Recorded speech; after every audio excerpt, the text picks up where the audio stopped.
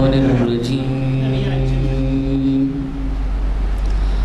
بسم الله الرحمن الرحيم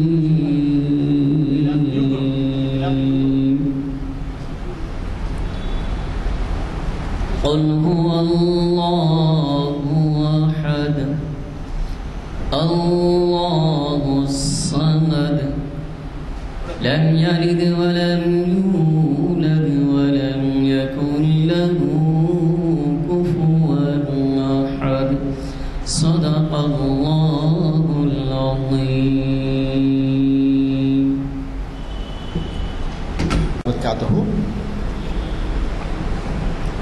اعوذ باللہ من الشیطان الرجیم بسم اللہ الرحمن الرحیم والذین استجابوا لربهم واقاموا الصلاة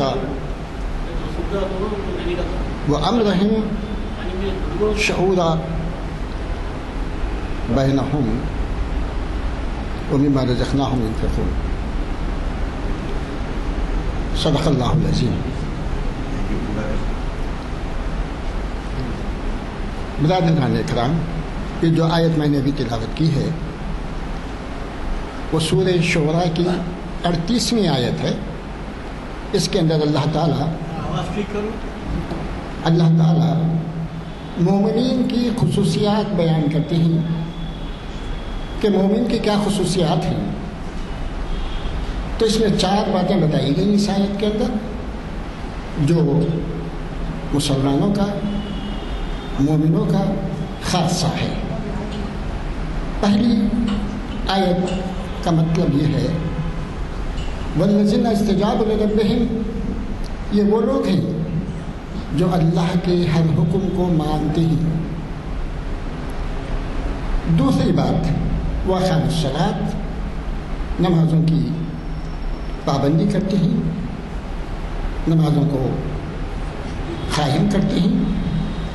تیسری بات جو بہت ہی اہم ہے وہ یہ کہ وہ امرہم شورا بینہم، ان کا ہر کام رائے مشورے پر ایک دوسرے سے آپسی مصالحت پر ہوتا ہے. وہ ہر کام مشورے سے کرتے ہیں. یہ مومن کی خصوصیات ہیں. اور پھر اس کے بعد اللہ تعالیٰ فرماتے ہیں کہ مما رزقناہم ينفقون، ہم نے جو کچھ بھی ان کو دیا ہے اس کو جو ہے وہ انہیں اللہ کی راہ میں تقسیم کرتے ہیں، دیتے ہیں، یعنی صدقہ و خیرات کرتے ہیں. وہ مال و دولت جس کو اللہ نے ان کو عطا کی ہے. اور پھر رزقنا کے معنوں میں اس کے وسیع معنی ہیں، جس کے اندر رزق کے معنی صرف یہ مال و دولت اور کھانے پینے کی چیزیں وغیرہ ہی نہیں، بلکہ اس کے ساتھ ساتھ آپ کے ساتھ اللہ نے جو ہنر دیا، جو طاقت دی، جو آپ کو اللہ تعالیٰ جو ہے اپنے علم و فضل سے تم کو نوازا، اس کا بھی وہ استعمال کرتے ہیں دوسروں کی بھلائی کے لیے. اللہ تعالیٰ ہم سب کو ان آیات پر عمل کرنے اور پکے اور صحیح مومن اور مسلمان بننے کی توفیق عطا فرمائے. آج کے پروگرام کے بارے میں الحمدللہ، آج یہ ہماری مجلس جامع مسجد عالیہ گنج فاؤنڈری کے کانفرنس ہال میں منعقد ہو رہی ہے. آج 25 جولائی ہے اور آج مخاطب کرنے والے آل انڈیا مجلس تعمیر ملت کے صدر اور اقبالیات کے ماہر حیدرآباد کی مشہور و معروف شخصیت ہیں جناب ضیاء الدین نیّر صاحب. آج کا عنوان ہے ان کا نظم جماعت اور اس کے آداب. انشاءاللہ تعالی اس کے اوپر وہ بات کریں گے. میں گزارش کرتا ہوں جناب ضیاء الدین نیّر صاحب سے کہ وہ تشریف لائیں اور مخاطب کریں. بسم اللہ الرحمن الرحیم. ان اللہ وملائکتہ یصلون علی النبی یا ایہا الذین آمنوا صلوا علیہ وسلموا تسلیما. اللہم صلی علی سیدنا مولانا محمد وعلی آلہ وصحبہ اجمعین آمین برحمتک یا ارحم الراحمین. محترم علی جناب غلام یزدانی صاحب، فاؤنڈر، اور جناب صدیقی صاحب اور ہمارے دیگر معاون حضریات کی سے ہم گفتگو کر رہے ہیں، اور یہ بہت عنوان سادہ ہے لیکن بہت کرنے کے بہت عمل کرنا ہے تو یہ کرنا ہے، اجتماعی طور پہ اگر کوئی عمل کرنا ہے۔ اب اصل میں ہوگا ہے کہ لوگ جو ہے جذباتی تقریروں کے عادی ہو گئے، جو زوردار ہلا دے گا اس کی تعریف ہو جائے گی، پھر اس کے بعد جو گھر گئے وہ جوش ٹھنڈا ہو جائے، یعنی ایک مخاطب کرنے والے کے تعلق سے بولو۔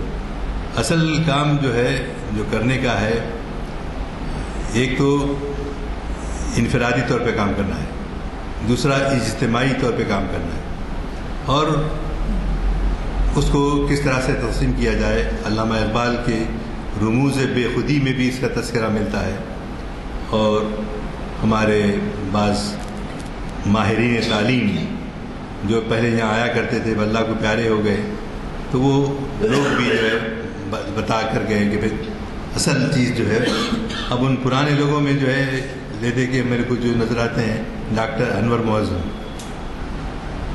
معظم صاحب ایک ماہر تعلیم آپ ان کو کہہ سکتے ہیں، اور عثمان یونیورسٹی میں وہ تاریخ اسلام کے اور تاریخ اسلام نہیں بلکہ وہ اسلامی کے ہیڈ آف دا ڈپارٹمنٹ تھے، جن کی اہلیہ محترمہ جیلانی بیگم صاحبہ کو بھی ایوارڈ ملا تھا۔ انور معظم صاحب بھی بڑی حیدرآباد میں بڑے جو نگینے پیدا ہوئے سمجھے، اس میں سے ان کا امام غزالی پر بڑا گہرا کام ہے۔ تو ابھی بیچارے وہ گھر میں محصور ہو گئے ہیں، ہماری محفلوں میں نہ ان کو ہم بلا سکتے ہیں اور نہ سن سکتے ہیں، لیکن خواہش ہوتی ہے کہ کبھی جا کے ان سے بیٹھنا بات کرنا جو ہے۔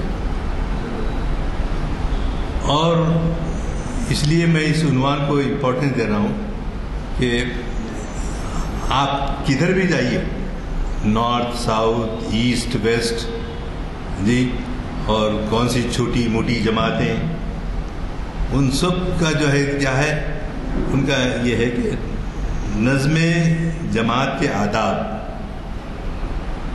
جو طریقہ ہوتا ہے، جیسا مسجد میں جانے کا طریقہ ہوتا ہے، ہم بچوں کو سکھاتے ہیں کہ بھائی مسجد میں دوڑنا نہیں، اور ہمارے پاس تو یہ احتیاط بھی کی گئی کہ بچوں کو صف اولیٰ میں شریک ہونے منع کرتے ہیں ہم ان کو، کیونکہ نماز بڑوں کی بھی خراب ہوتی یہ تصور۔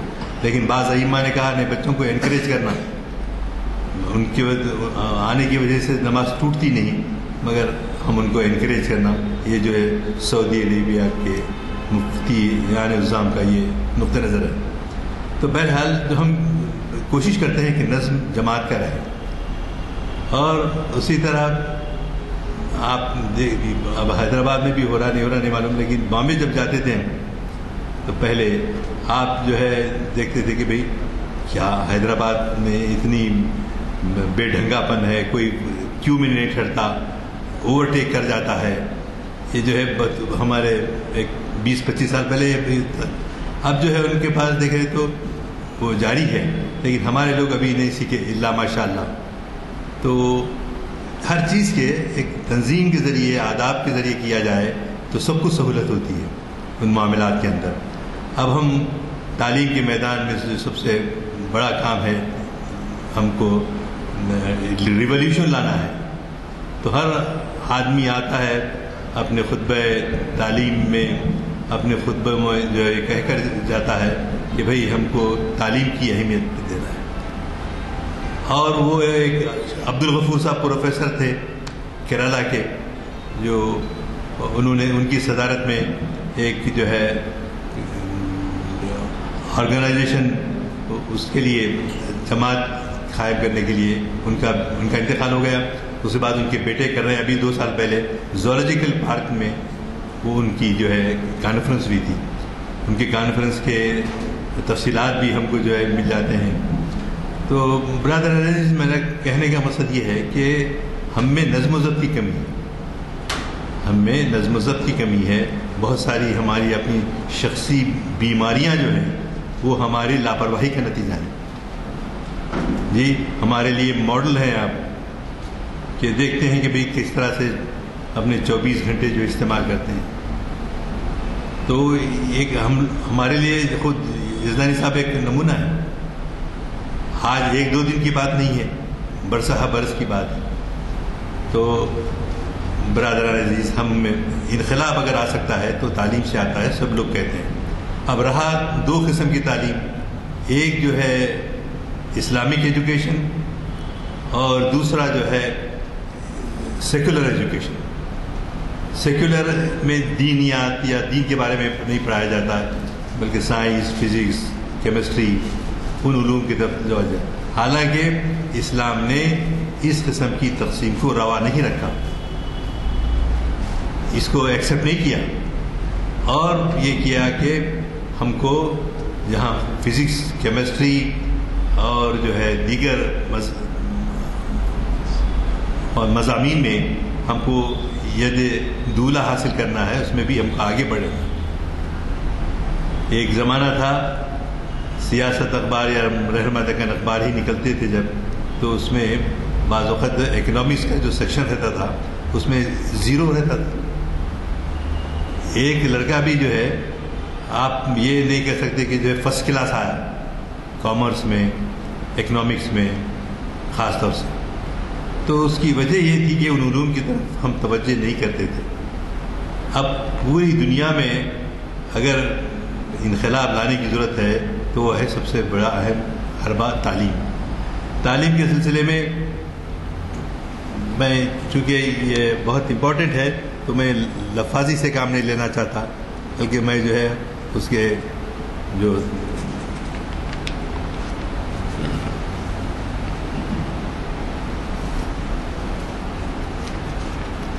اس نوٹ کو تھوڑا سا توجہ سے سماعت فرمائیے. سب سے پہلے مسلمان صحیح معنوں میں مسلمان بنے. حقیقت میں صحیح مسلمان، سب سے پہلے مسلمان صحیح معنوں میں مسلمان بنے، اپنے اخلاق و کردار میں، اپنے معاملات میں، اپنے لین دین میں ان اصولوں کا پابند بنے جن پر ان کا ایمان ہے. ایمان کس پہ ہے؟ اسلام پہ ہے. تو لہٰذا ہم کو یہ چیزیں اختیار کرنی چاہیے. آج ہماری زندگیوں میں 2 رنگی اور منافقت پایا جاتا ہے. سوری ٹو سے، اس میں اپنے آپ کو بھی شامل کرتا ہوں، کسی ایک فرد پہ طرف نہیں ہے، لیکن کتنا ایک معاشرے کے اندر سب سے بڑا نقصان پہنچتا ہے کہ رسول اللہ صلی اللہ علیہ وسلم کو اشارہ کر دیتے، بولے تب تم جو ہے عبداللہ ابن ابی کے چاہنے والے جو لوگ ہیں ان کی نماز جنازہ رسول اللہ صلی اللہ علیہ وسلم نہیں پڑھاتے تھے. اور ایک صحابی کو آپ نے ان کے نام بتا دیے تھے کہ تاکہ لوگوں میں وہ نہ ہو، اشارہ سمجھ جاتے تھے کہ بھئی آج آپ امامت اس لیے نہیں کر رہے کہ وہ شخص فلاں ہپوکریٹ جو گروپ ہے اس سے تعلق. تو گویا ہپوکرینسی اختیار کرنا، منافقت اختیار کرنا معاشرے کی بہت بری کیفیت ہے، اس سے نجات مل لینا. آج ہماری زندگیوں میں 2 رنگی اور منافقت، ہپوکریسی ہے. یہی وجہ ہے کہ کوئی ہم سے معاملہ کرنا نہیں چاہتا، یہاں تک کہ غیر مسلم اپنا گھر بھی کرائے پہ دینا نہیں چاہتا. ایسے واقعات بامبے میں ہوئے. بھائی کون سے کمیونٹی کے ہیں؟ مسلمان ہیں، ان کو انہیں اور کیا چاہیے؟ اب اتنے حقیر ہو کے رہ گئے. اب وجہ کیا ہے؟ ہم نے اسلامی زندگی اختیار نہیں کی. اسلامی زندگی کی تفصیلات بھی بعد میں آئیں گی، لیکن یہ ہے کہ ہم سے معاملات کرنا نہیں چاہتے. یہ تلخ حقیقت ہمارے سامنے آئی ہے. یہاں تک کہ غیر اپنا گھر بھی کرائے پر دینا نہیں چاہتے، مگر مسلمان اپنے کردار کو اپنانے یہ صورتحال نہیں ہوتی. اگر مسلمان صحیح کردار اپنائے ہوتے تو یہ حیثیت نہیں ہوتی ہماری، ہم کو بھی عزت سے دیکھا جاتا. حالانکہ وہ معمولی لوگوں کا نہیں تھا. نفاق اس مالیت کے اعتبار سے کروڑوں کے مالک تھے. ان کو بھی ذرا نہیں چاہتے. یہ بتانا یہ چاہتے ہیں کہ ہمارے پاس نیکوکاری جو آپ لوگ دعویٰ کرتے ہیں مسلمانوں میں کہاں ہے وہ. ان کو ایک موقع جو ہے فراہم ہو گیا. مگر مسلمان اپنے کردار کو اپنانے یہ صورتحال اگر اپناتے تو یہ صورتحال نہ ہوتی. اخبارات اٹھا کر دیکھیے، ہر مسلمان جرائم میں ماخوذ ہے. اخبار کا اگر منصف پڑھتے ہیں تو لاسٹ بٹ ون پیج آپ دیکھیے، اس کے اندر انتقال کی خبریں ہوتی ہیں، اس کے بعد جو ہے جرائم کی خبریں. آج کے اخبار میں باپ بیٹے کو مار دیا، قتل کر دیا. اس کی ذمہ داری ہم صرف مسلمانوں پہ نہیں ہے، غیر مسلموں میں بھی ہوتا ہے. ہم مسلمان کی حیثیت سے آگے بڑھ کے ایسے معاشرہ بنائیں کہ باپ کی عزت کرے. باپ کی عزت کرے کون؟ بیٹا. یہ کب ممکن ہے؟ جبکہ ہم بتائیں کہ ہمارے رسول اللہ کیسے کرتے تھے. ایک وقت جو ہے یہودی کا جنازہ جا رہا ہے اور آپ ابو طالب اپنے بیٹے چچا کو بولتے کہ اب بیٹے مجھ پر اتنا بوجھ نہ ڈالو کہ میں اس کو سہار نہ سکوں. ایسے مرحلے پر رسول اللہ صلی اللہ علیہ وسلم نے کہا وہ کیسی بھی کیفیت ہو مگر میں اپنے دین کو نہیں چھوڑ سکتا. میں اپنے دین کو چاہے میری جان ہی کیوں نہ چلی جائے. حدیث میں یہ موجود ہوا ہے کہ آپ حضور اکرم صلی اللہ علیہ وسلم جب چلتے تو سامنے کے جو پنجہ ہے وہ پنجہ ایسا ہوتا اور اکڑ کر ایسا معلوم ہوتا ہے کہ اکڑ کر آپ تیز تیز چل رہے ہیں. تو ایک دن ہوا یہ کہ آپ کی رفتار میں سستی آ گئی تو صحابہ ہر چیز نوٹ کرتے تھے. صحابہ نے جاگے سرکار آج آپ جو ہے اپنے چلنے کی رفتار تو آپ نے سست کر دی تھی، کیا بات؟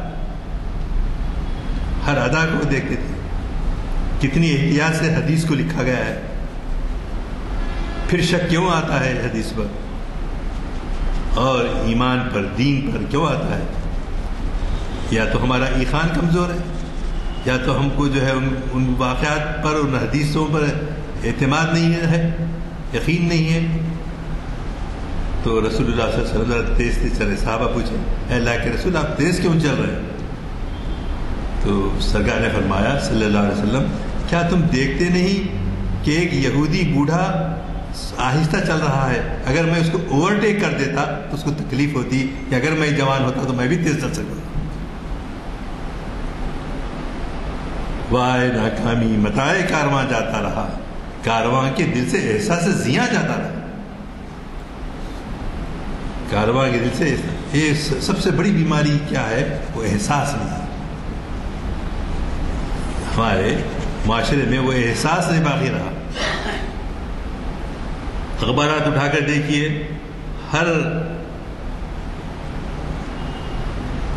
مسلمان جرائم میں ماخوذ رہتے ہیں. جھوٹ، دھوکہ، فریب، ملاوٹ، غاصبانہ قبضہ. کئی کیسز آپ لیے ہوں گے غاصبانہ قبضہ جو کرتے تھے، جس میں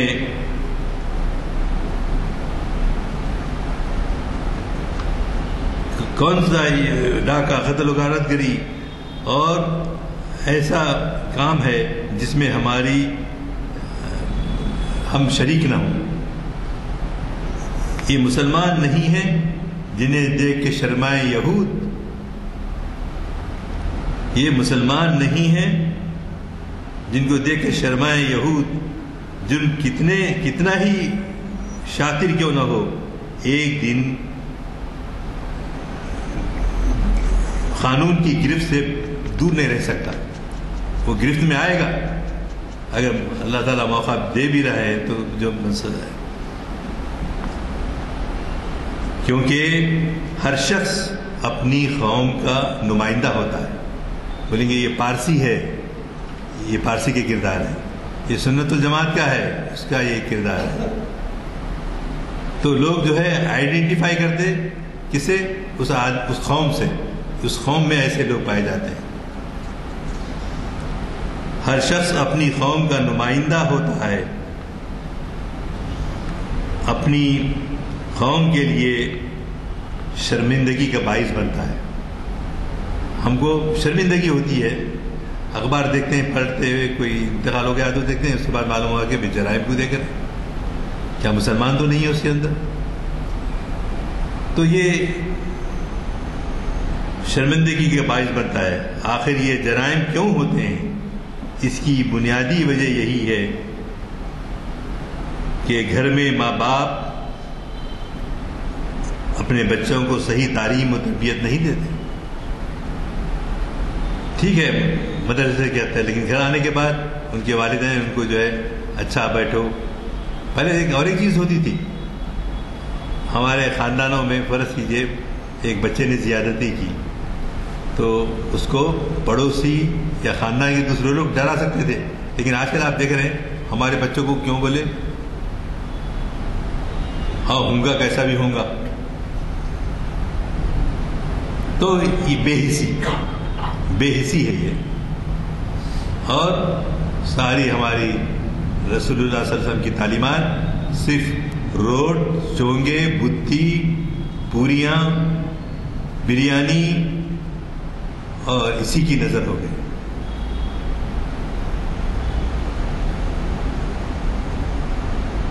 ہر شخص اپنی قوم کا نمائندہ ہوتا ہے، اپنی قوم کے لیے شرمندگی کا باعث بنتا ہے۔ آخر یہ جرائم کیوں ہوتے ہیں؟ اس کی بنیادی وجہ یہ ہے کہ گھر میں ماں باپ بچوں کو صحیح تعلیم نہیں دیتے۔ نبی کریم صلی اللہ علیہ وسلم نے فرمایا کہ علم کا حاصل کرنا ہر مسلمان مرد اور عورت پر فرض ہے۔ طلب العلم فریضۃ علی کل مسلم و مسلمۃ، یعنی صرف مردوں کو ہے عورتوں کو نہیں، ایسا نہیں ہے، دونوں کو حاصل۔ کیسے یہ عالم تھے بی بی عائشہ رضی اللہ تعالیٰ عنہ، ہمارے مومنین کہ کتنے 2600 احادیث ان سے کوٹڈ ہیں۔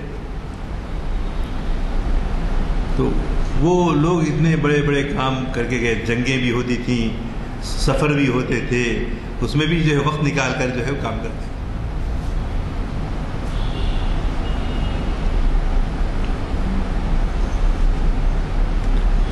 اس کی ابتدا گھر سے ہوتی ہے، اور پھر ماحول ایسا ہے بعد میں کہ اس میں اور مرچی دالے جیسا ہو جاتا ہے اور تیزی اس میں اضافہ ہو جاتا ہے۔ کیوں کہ چبوترا کلچر، چبوترے پہ بیٹھنا راتوں کے 2-2 4-4 بجے تک، اس میں کیا بےہودگی کسی اور کیا ہوتا، اور گھر کو رات کو لیٹ آتا بچہ تو ماں باپ کی ضرورت نہیں ہے کہ کچھ بولے، اور آپ کے جوبلی ہلز وغیرہ کے بچے جو باہر سے بھی آ کے رہتے ہیں جی، ان سب کا کیا ہے کھانا پینا موج اڑانا، اور یہی ہے۔ پرانے شہر سے بہت سارے جو ہے لڑکیاں بھی اپنے ماں باپ کی ہیلپ کرنے کے لیے ڈراپ آؤٹ ہو کے کام کرتے ہیں، صحیح ہے مانتا ہوں میں، لیکن ان پریارٹیز کو نہیں چھوڑنا، جو کام ہے وہ کرنے کے ان پریارٹیز کو نہیں چھوڑنا، کیونکہ ہمارے محمد صلی اللہ علیہ وسلم نے اگر ہم کو بتایا ہے تو ہم کو وہ اختیار کرنا ہے۔ اسی لیے شاعر نے یہ کہا کہ قوم کیا چیز ہے، قوموں کی امامت کیا ہے جی۔ تو اس طرح ہم کو احساس، سب سے بڑی چیز پہلے احساس، سائیکالوجی میں بھی اگر آپ دیکھیں گے تو سب سے پہلے انسان کو احساس ہونا چاہیے، اگر احساس نہیں ہے تو کچھ بھی نہیں کر سکتے۔ تربیتی بے راہ روی کا شکار نوجوان نسل کو اسلامی کردار کے لیے تربیت کی ضرورت ہوتی ہے۔ اس کی ابتدا سے پھر اور اسرائیل پھر ماحول ہے۔ ہر مسلمان کی کو یہ معلوم ہے کہ کلمے کا مفہوم کیا ہے۔ اب یہاں بات آ رہی ہے کہ کیوں ہم رسول اللہ صلی اللہ علیہ وسلم سے عقیدت بھی رکھتے ہیں، عقیدت کے ساتھ ساتھ ان کا حق ادا نہیں کر رہے. آپ نے جو کام انجام دیے، آپ نے جو رہبری فرمائی، اس کو ہم جو ہے زیادہ سے زیادہ صرف سن کے بھول جا رہے ہیں. تو ضرورت اس بات کی ہے کہ اپنا وقت نکالیں، کم سے کم. اب یہ 5-6-7 دن آپ لوگ آتے ہیں نا، ابھی جمعرات کو پروگرام نہیں ہوتا یا کسی دن نہیں ہوتا، اس دن جو ہے آپ بیٹھ کے بچوں کا جو ہے، اور جو جہاں جہاں بھی مدرسے چلتے ہیں ان کے سامنے بیٹھنا، اور خیرات سکھاتے ہیں تو اور خیرات کے ساتھ حدیث یاد کراتے ہیں. تو ہمارا کام یہ ہے کہ ہم بھی جو ہے اپنے محلے کے بچوں کو لے کے بیٹھیں اور ان کو محبت سے اللہ اور اللہ کے رسول کی طرف بلائیں. اور کس طرح سے سیرت طیبہ کی روشن مثالیں ہمارے سامنے موجود ہیں جن کو ہم کو اختیار کرنا ہے. دیکھتے دیکھتے ربیع الاول پھر آ رہا ہے، تو ربیع الاول سے پہلے کچھ آپ یہ ارادہ کر لیجئے کہ میں ایک 10 بچوں کو 20 بچوں کو جو ہے ان کی تربیت کرنے کے لیے میں جاؤں گا، آؤں گا. میں اپنے پڑوسوں میں رہنے والے بوڑھی عورتوں ان کی خدمت کرنا ہے تو خدمت کروں گا.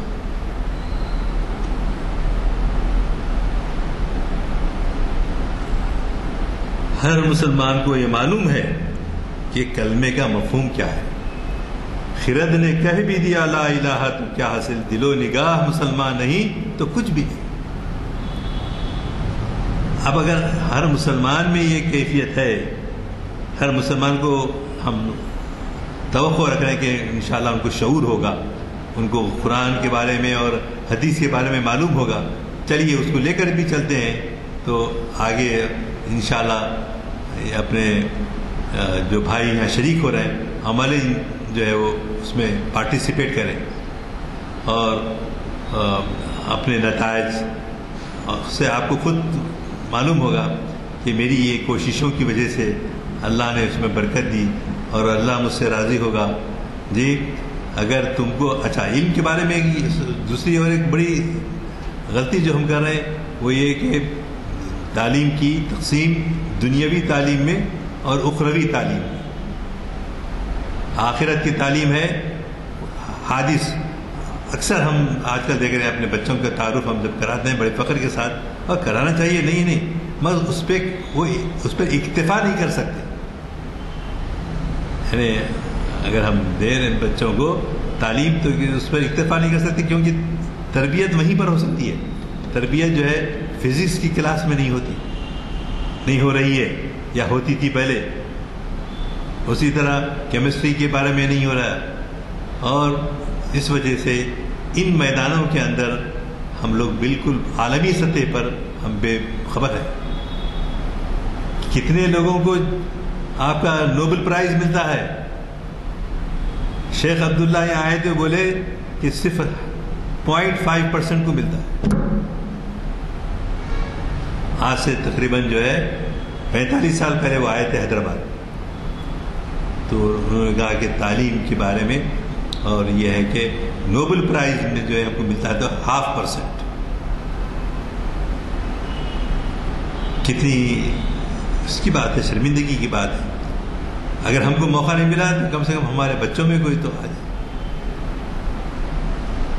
IAS IPS کی کوششیں ہو رہی ہیں، مگر دوسرا بڑا اہم میدان میرے خیال میں وہ ہے تحقیق، ریسرچ ورک. وہ ہے جس میں ہمارے غرب وطن یعنی انگریز، یہود، وہ لوگ آگے بڑھ رہے ہیں اور ہم بالکل پیچھے ہیں. کچھ ڈی مورلائز کرنے کے لیے نہیں بول رہا ہوں، میں مایوس کرنے کے لیے نہیں بول رہا ہوں، بلکہ مایوسی کے بجائے ہم عملاً کچھ کام کر دکھائیں. ہم عملاً کچھ کام کر دکھائیں، ارادہ کریں. اپنے گھر کے قریب اپنی مسجد میں ایک ابھی 2 دن پہلے جمعیت اہل حدیث کا ایک مسجد ہے جو پلر نمبر 102 پہ ہے، جو اس کو آپ جاتے ہیں ایئرپورٹ تو نیچے وہ ہے، اور اچھا خاصا میں سمجھتا ہوں اس کا ڈبل جو ہے اوپر فرسٹ فلور پہ ایک مسجد ہے. اور ایک ڈاکٹر صاحب ہیں جو آپ کی اطلاع کے لیے حیدرآباد میں نیفرالوجی کڈنی کے جو فیلئر کے قصے ہیں، اللہ اکبر، سب سے میکسیمم حیدرآباد میں. اب وہ بیچارے، آپ ایک کڈنی کے پیشنٹ کا دیکھیے آپ کیا خرچہ ہوتا ہے اس کا، مرنے سے پہلے مر جاتا. اور ہم کو پتہ تک نہیں ہے کہ کتنے سینٹر ہمارے برادران وطن لگائے ہیں اور ہم کوئی اسٹیٹکس نہیں ہے. تو جمعیت اہل حدیث میں ہمارے عزیز بھی ہوتے ہیں، مظہر حسینی صاحب امریکہ سے سال میں 2 وقت آتے ہیں، اور اب اس وقت جو ہے وہ عثمانیہ انجینئرنگ کالج میں وہاں سے وہ کیا تھا، انہوں نے انجینئرنگ کیا تھا. اب وہ اس فیلڈ میں لگ گئے ہیں، تو نوکری وغیرہ سب جو ہے بیوی کے حوالے کر دیا، اور خود جو ہے انڈیا بھر کر، نارتھ انڈیا میں، ساؤتھ انڈیا میں کام کر رہے ہیں. مجھے بھی بلائے تھے، میں گیا تو تقریباً 100 آدمی تھے وہاں پر، اور ان لوگوں کا پروگرام 3 مشینیں تو لا دیے ہیں، اور مزید 7 مشینیں جو ہے ایک امروز و فردا میں آ جائیں گی. کیا زیادہ دور نہیں ہے، آپ کے 112 پہ جا کے دیکھنا چاہیں تو آپ دیکھ سکتے ہیں، ڈونیٹ کر سکتے ہیں، کسی ایک غریب کی ڈائلسس کو آپ لے سکتے ہیں، جو کام کر سکتے ہیں. اور آپ کے ہمارے جاننے والے ہیں، ڈاکٹر ہاشم ایک ہیں، تو بڑا یعنی کسی فیلڈ میں بھی، تعلیم کے بھی اور صحت کے معاملے میں بھی، ہم لوگ کسی آدمی کے متاثر ہونے کے بعد جو ہے اپروچ کرتے ہیں. کوئی ٹیسٹ کرانا، ہمیشہ اپنے بارے میں، اپنی صحت کے بارے میں خیال رکھنا، اس میں بھی لاپرواہی رہتی.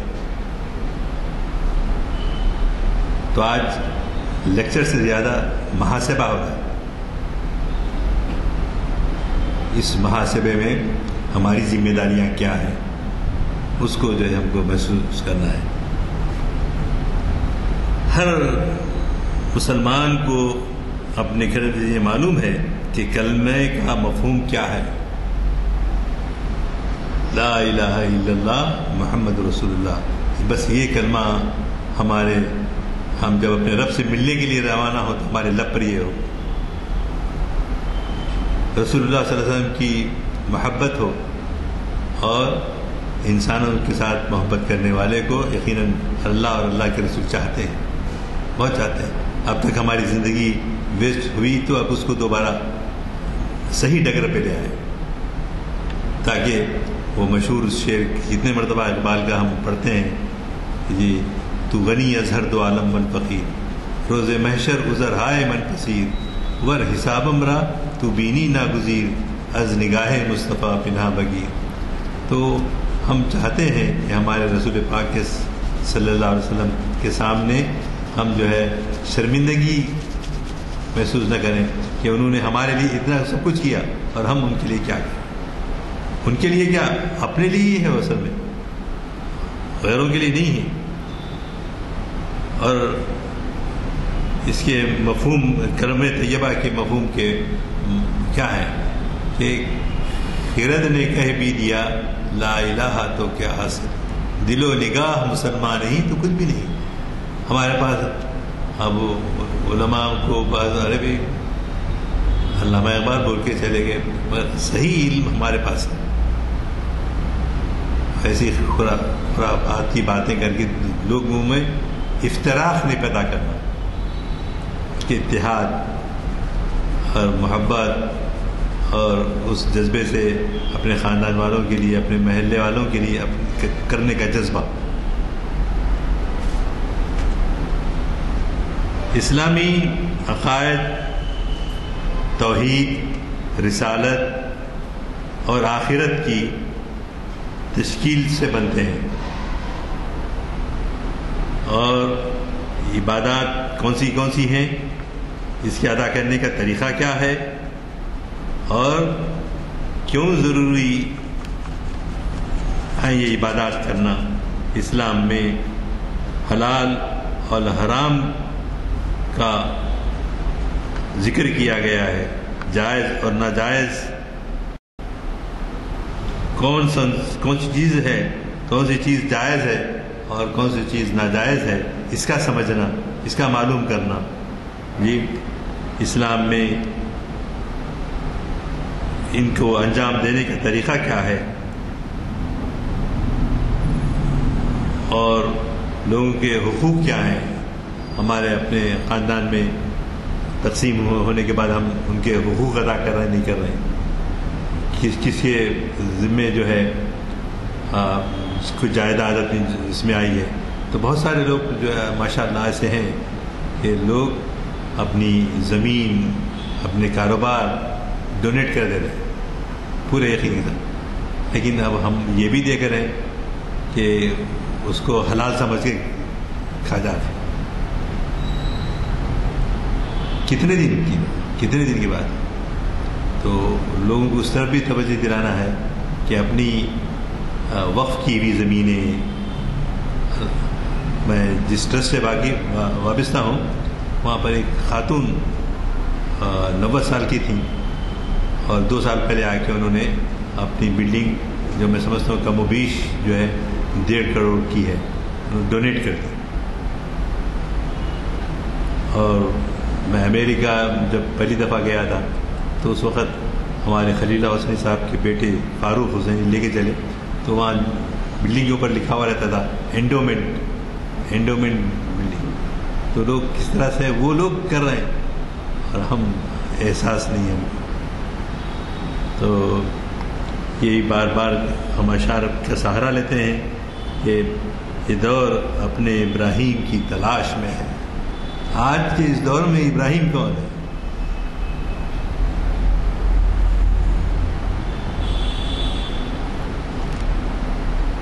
اپنے ابراہیم کی تلاش میں ہے. صنم کدا ہے جہاں لا الہ الا اللہ، یہ نغمہ فصل گل و لالا کا نہیں پابند. لوگ کمائیں گے، لوگ زیارت آئیں گے، اس کے پیمانے نہیں ہیں. ہم کو صرف اللہ کو راضی کرنا ہے. صنم کدا ہے جہاں یہ نغمہ فصل گل و لالا کا نہیں پابند. بہار ہو کے خزاں لا الہ الا اللہ، اگرچہ بت جماعت کی آستینوں میں مجھے ہے حکم اذاں لا الہ الا اللہ. وآخر دعوانا ان الحمد للہ رب العالمین.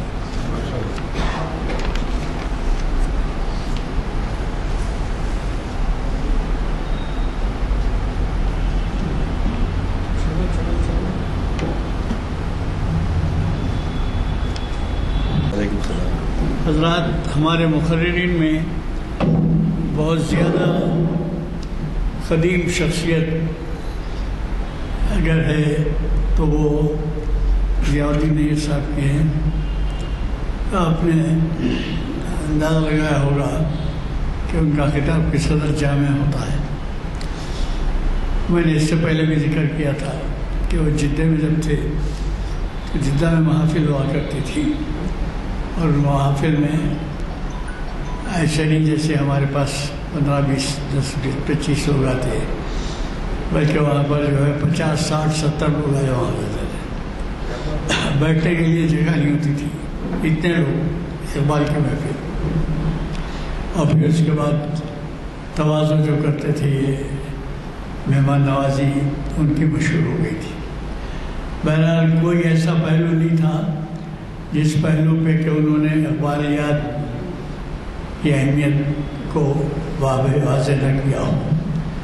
چنانچہ آپ اندازہ لگائیے کہ ہمارے یہاں سے جو کوئی جدہ گئے یا سعودی عرب گئے یا پھر ریاض گئے یا کوئی اور مقام پہ گئے تو ان میں اقبال کے بارے میں ضرور تجسس اور جستجو رہتی تھی کہ زیادہ سے زیادہ معلومات حاصل کرے.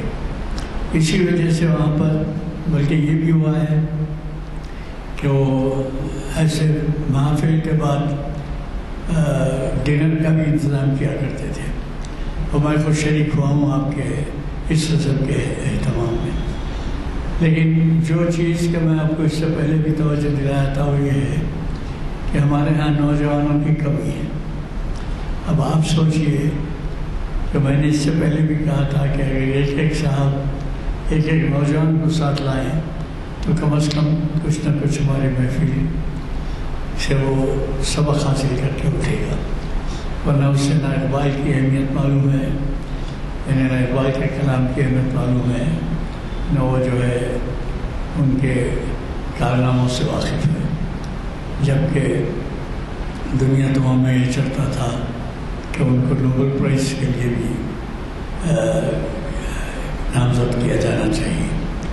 بہرحال اللہ کا لاکھ لاکھ شکر ہے کہ آج ہمارے مخاطب کرنے والے وقت نکال کر اتنا جامع ہم، اب آئندہ کا آپ کو سنا دوں میں کہ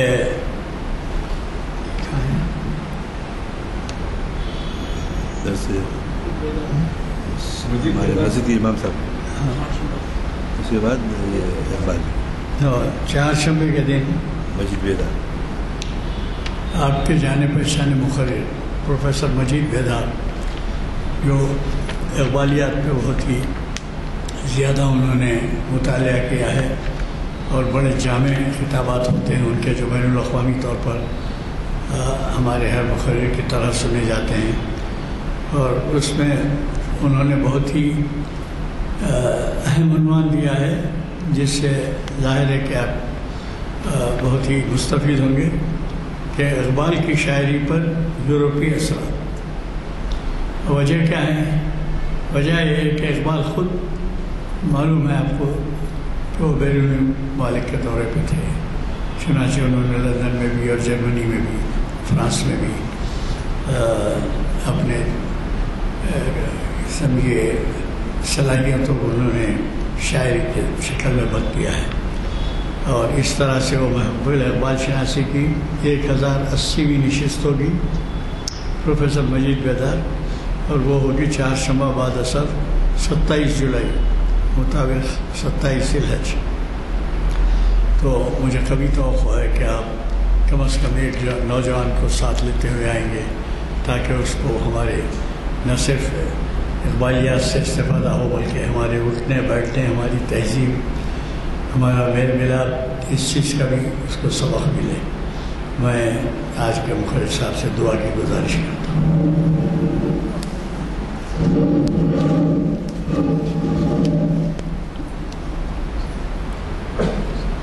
اللهم صل على سيدنا وشفينا ونبينا وحبيبنا ومولانا محمد بارك وسلم۔ اللهم إنك عفو كريم تحب العفو فاعف عنا يا كريم يا ستار يا عزيز يا غفار۔ ربنا ظلمنا أنفسنا وإن لم تغفر لنا وترحمنا لنكونن من الخاسرين۔ اللهم إنا نسألك رضاك والجنة ونعوذ بك من غضبك وسخطك والنار۔ اللهم لا سهل إلا ما جعلته سهلا وأنت تجعل الحزن سهلا إذا شئت، لا الہ الا هو الحلیم الکریم۔ اے اللہ عالم اسلام کو کی مدد فرما، ہم میں جو کوتاہیاں ہو رہی ہیں اللہ اس پر پابندی پانے کی اللہ ہماری مدد فرمائیے۔ ہم آپ کے سوا اور کس سے مانگ سکتے ہیں؟ ہم راتوں کی عبادات میں اور سارے 5 نمازوں میں ہم کو پابندی کرنے اور اس پر عمل کرنے، تہجد پر پڑھنے کی توفیق عطا فرما۔ عالم اسلام میں جو بے چارگیاں اور دشمن ہمارے ملت پر قبضہ کرنا چاہتا ہے، آپ دیکھ رہے ہیں کہ امریکہ اور یہود یہ سب جو ہے اسلام کے دشمن ہیں۔ اللہ ان تمام دعاؤں کو آپ قبول فرمائیے اور حضور اکرم صلی اللہ علیہ وسلم کی صحیح محبت ہمارے دلوں میں ڈال دیں۔ اللہ ریاکاری سے محروم فرما، اللہ ریاکاری سے بچا مولا، ہماری محفلوں کو کامیابی سے ہمکنار کر۔ اے اللہ ہم اتحاد و اتفاق عطا فرما، ان تمام دعاؤں کو تیرے فضل و کرم سے قبول فرما۔ صلی اللہ تعالی علی خیر خلقہ و نور عرشہ سیدنا مولانا محمد وعلی آلہ و صحبہ اجمعین، آمین برحمتک یا ارحم الراحمین۔ ارے وہ نہیں اللہ جی کتابیں نہیں